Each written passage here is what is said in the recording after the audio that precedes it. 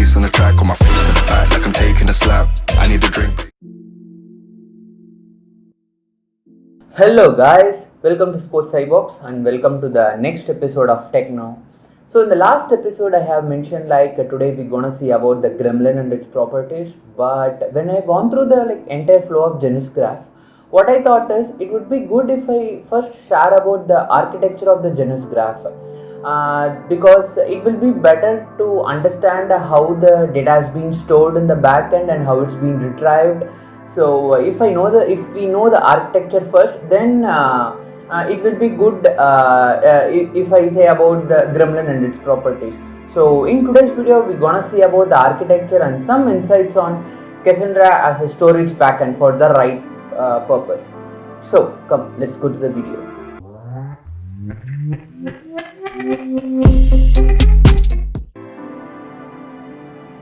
So let's see about the architecture and how the internal layers of the Genus Graph is architecture.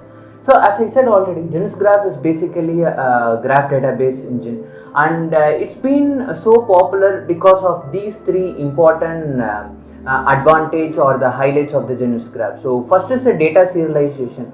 So how the data has been stored internally in the Genus Graph and how the serialization is being handled in the Genus Graph is far good when compared to other database. The second important point is it has a rich level of data modeling. That means both the vertices and edges has been organized in such a way that the data can be stored in in an efficient way and in an efficient manner.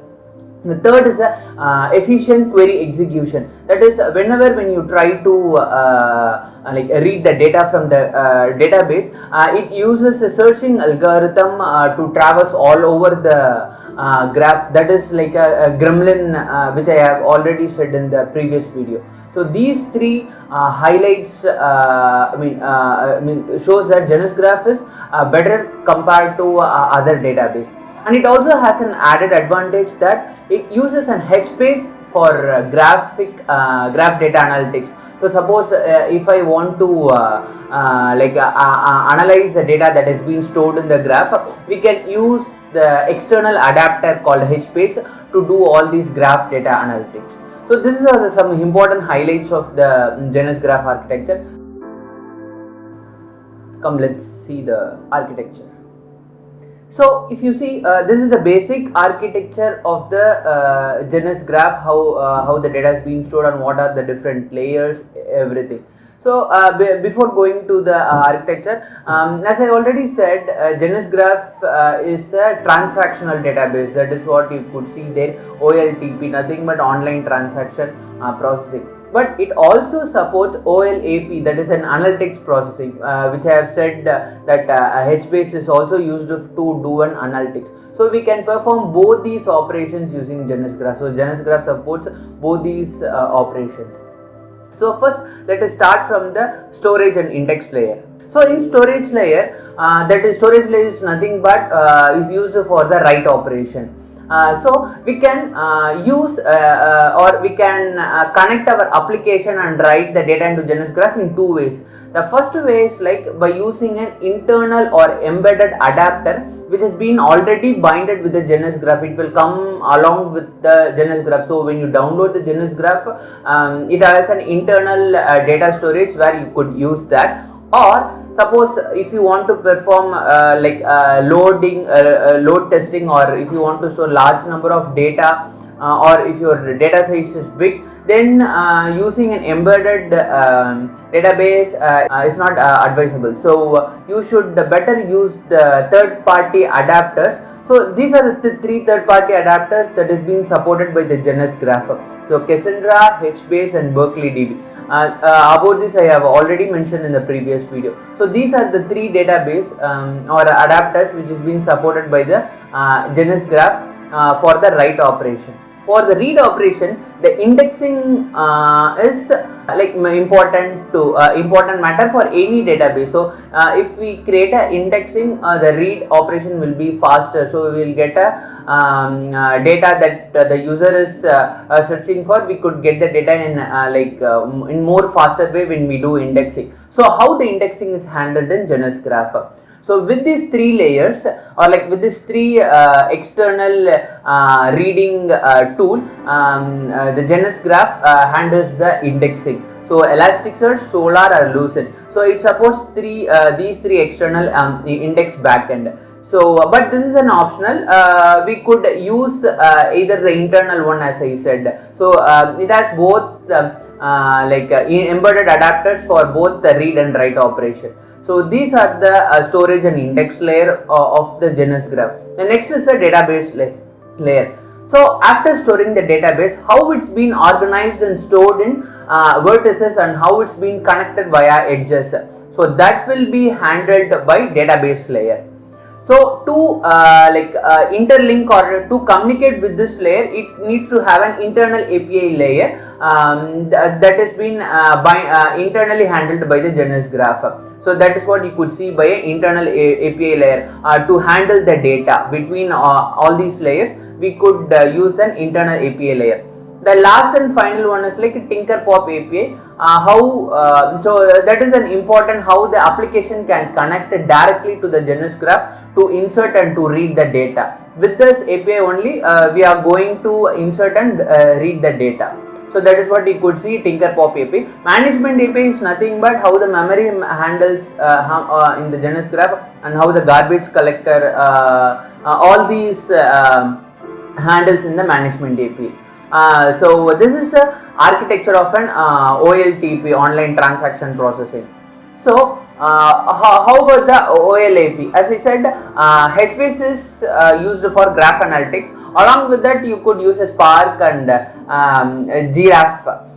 So it supports a big data kind of platform. So this is the basic architecture of a GNS Graph. So let's see about the two different ways to connect GNS Graph, one via embedded and another via the third party adapters. So I'm going to say more about the Cassandra architecture with the GNS Graph.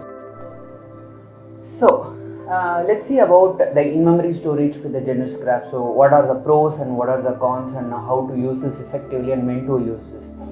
So basically GNS Graph ships with the in-memory storage, which I have already said in the architecture. So we could use the in-memory storage in two ways. One is by the configuration, or we can start that manually in the Gremlin console. So first let's see about the properties. So let me show you the properties. So just go to the GNS Graph folder, and here you could see the config. In the config, you could see there are different kinds of config. So as I said, the storage backend being supported by Cassandra, HBase, and like Oracle Berkeley DB, etc. Right? So those configurations and properties you could see here for the both the write and read operation. So here this is an in-memory property. Just click and open. If you see here. So you could see a property is called storage.backend equal to in-memory. So if you start the Gremlin server with this property file, then your Gremlin is being if your GNS Graph is being started with the in-memory storage. So all the data inserts and reads will happen with the in-memory storage that ships with the GNS Graph. So let's see how to start via Gremlin. So just go to the folder and start the Gremlin. So this is a command that's to start the Gremlin. So let's wait to Gremlin console to start.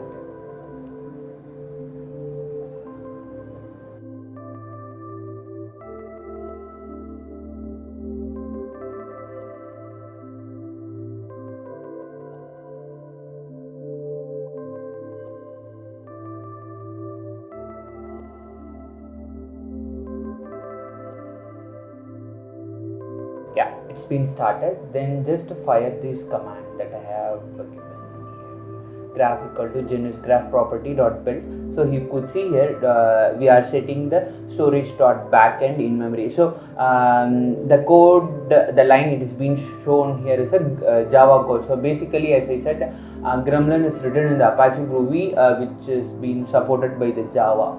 So if you fire these query, let me copy that code which I have used it here already. Yeah, let me copy this. Fire. So I am making the gremlin to start the Genus graph with the in-memory storage. So Genus graph factory.build, I am setting the storage.backend as an in-memory, and I am opening the instance of the Genus graph. So if you see here, it's been started with the localhost with the in-memory. So you can print the graph variable also. So it says it's been started with the Genus graph instance with in-memory. So this is how you could start with the in-memory storage. So what are the advantage of this in-memory storage? You could use this for unit testing purpose. So there are like suppose our code needs to be tested to make sure it's working fine or not. So we could use the in-memory storage. So it could also be used for various testing like an automated testing and ad hoc prototyping. And it shares a single JVM with the Genus graph server. So if you start the Genus graph server on the same JVM, the in-memory storage is also been started. So it shares both the it shares a single JVM instance for both Genus graph server as well as this in-memory storage. So these are the pros of this embedded adapter. What are the cons? So there are more cons when compared to the pros, because when you shut down the server, it deletes all the records or data which is stored in the vertices in the in-memory will get deleted, and it is irrecoverable. You cannot recover those data. So we need to make sure that this being used only for the testing. And I also said it shares a single JVM. So that is we cannot expect the scalability. So that is a major drawback for this embedded storage. And we cannot perform a parallel transaction like when you try to insert data at the vertex, at the same time when you try to update data in another vertex. So those kind of parallel transaction is not possible with the in-memory storage, and it is not obviously advisable to support in the production. So because so this is majorly used for unit testing, right? So because for the unit testing we cannot set up the large clusters in our local, right? So only for the unit testing purpose we could use this embedded software. It is not been supported for the production storage. So for the production storage, we should go bigger, like go for the third-party adapters like a Cassandra, HBase, or a Berkeley. That we will see in the. Let's see about that. So now we will see how to use the external adapter, that is Apache Cassandra with the Genus graph for write operation. And why I have chosen Apache Cassandra is we already know that Apache Cassandra is a NoSQL database, and it is a rich in column-based family. So all the data are stored in a column-based manner. So if you want no bottleneck for write operation, and if you want high performance, and if you want high scalability, then Apache Cassandra is a right choice. You can also go for the HBase, but HBase is mostly used for like analytical purpose to analyze your graph data. But to have a better write performance, Apache Cassandra is a good option for an external adapter. And in Apache Cassandra, there is no node failures occurs, so you will get data without any loss, without any power loss. And it is rich in data replications is also. If you have large number of if you have a cluster with a large number of nodes, data can be easily replicated in an Apache Cassandra. And the best figure of the write operation that has been proven in Cassandra is like 300 TB of data can be stored in 400 clusters. So this is a basic insight of why we are going to an Apache Cassandra. So the next is how the Cassandra storage backend occurs in a Genus graph. So Cassandra is been basically using two protocols. One is Cassandra query language and another one is a Thrift protocol. So Thrift is basically it's a native protocol which has been supported till the version 2.2 3.0. After that, the Thrift protocol has been deprecated. So if any of the company or the users is using Apache native Apache Cassandra of the version like 2.1 or 2.2, they can use a Thrift protocol. But after 3.0, the Cassandra has been most of the users are using DataStax version of the Apache Cassandra, so they can prefer going Cassandra query language. So that is a sequel. So these are the two protocols how we can interact with the Cassandra from the Genus Graph through the application. And Genus Graph supports the following backend, so we can connect Cassandra with the Genus Graph in these ways. So one is the Cassandra query language, which is a SQL based driver. Then is a Cassandra Thrift, which is a native protocol. Next one is an embedded Cassandra. So before going to all of this, let me show you the Cassandra Thrift the configuration. So let me go to the configuration file. So if you see here, the Genus Graph Cassandra config property. So this is a native protocol, that is a Thrift protocol, which is being used in Genus Graph for Cassandra. So if you could see here, yeah, see here, the storage.backend is Cassandra Thrift. That means if when you try to start your Genus Graph with this property, your Genus Graph, storage, all kind of data storage will happen in the Cassandra Thrift mode. So this is how the Cassandra Thrift mode has been started. The next one is, so the next one is a local server mode. The local server mode is a basic setup of interacting with Cassandra and Genus Graph. Suppose you want to start both the Genus Graph and Cassandra in the same mission, both are in the local host, then this is the setup that you want to follow. So this follows as a this setup has a three application. One is your application, the user's application. Next one is a Genus Graph, then is a Cassandra mode. So both it will get started in the same system. So here you could see I have given a code to connect to the Cassandra. So it is similar to the embedded Cassandra how we have connected, but the storage.backend you should give SQL. There we have given embed, here we have given like embed or internal, here we have given a SQL, and both the storage host name is like localhost 127.0.0.1, and we are opening that instance. So when you fire this query in the Gremlin console, your Genus Graph is being started interacting with the Cassandra that is being started in the same system. So whenever when you try to insert or create any new vertex, it is being created in that or it is being stored in that Cassandra that is being started in the same mission. So this is a simple local server mode or a SQL mode, CQL mode. So the next one is a remote server mode. This is the advancement of the previous local server mode. That means when you want to set up a cluster for a Cassandra with the 3 or a 4 node cluster in a different mission, how you can connect with that. So suppose you have 3 instances of a Genus Graph and 3 instances are talking to 3 different applications, and you have a number of cluster with the 5 to 6 nodes in a different mission. So how to connect that? The code remains the same, but in the host name you need to specify the Cassandra hosted mission or a IP address. You need to specify that. If you specify that, then your different instance of a Genus Graph is started interacting with the remote server Cassandra that is being started in a different mission.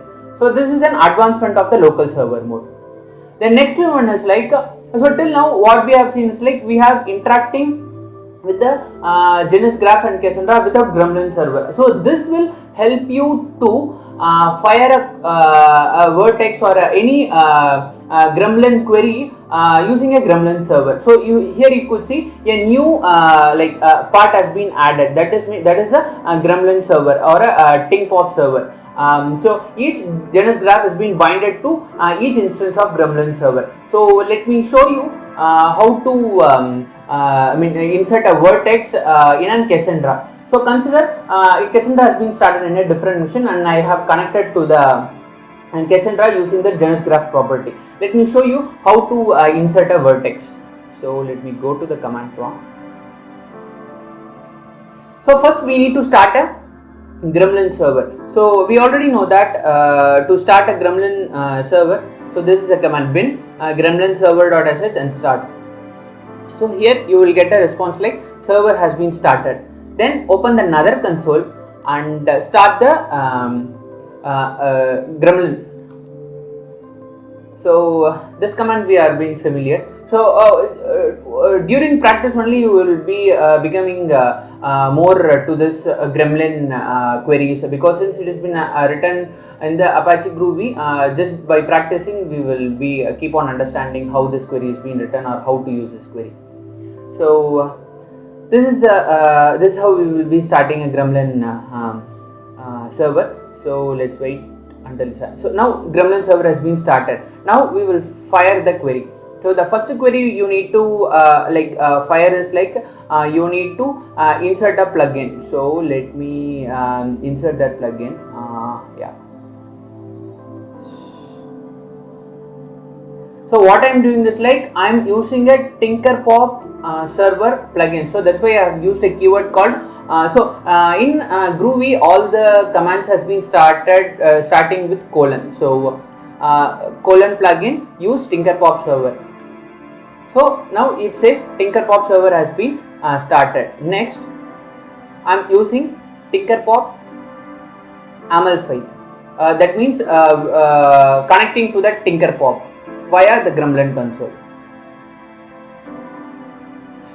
So if you see here, both the Tinkerpop is also been started locally and it has been running the port 8182, and I have connected to this Tinkerpop server via this Gremlin. So once these two steps has been succeeded, now we will be adding a vertex. How to add a vertex is like this is a command. So if you see here, v of 4208, so the vertex is been added. So vertex is been added. So the another vertex been added. So like this you can add a number of vertex. So this is how you need to insert a data or a vertex into the Cassandra via Gremlin server in the Genus graph with a different instance of application. So the final one is the embed mode. So this is more advanced level. Say for example, you don't want a separate mission to host a Cassandra or separate mission to host a Genus graph. This is the fourth level or the advanced level. That means an embedded mode. So both Cassandra, Gremlin, Genus all being embedded into the single instance, and you can start different instance of these three combination in a single mission. So all the different application can connect to this instance. So this is a more advanced level. So these are the different versions of the setup of Cassandra setup and how to interact with the Genus graph. So to know more about Cassandra installation purpose, I will give you the link in the description. You can go through that. So this is the basic setup of the Cassandra and Genus graph. So in today's video we have seen the architecture of Genus graph and different modes or ways to connect to Cassandra for right purpose. In next episode I will talk more on schema and data modeling and also on Gremlin query language. So like this video, share this video, and do support us by subscribing to our channel. Okay, see ya in the next episode. Bye.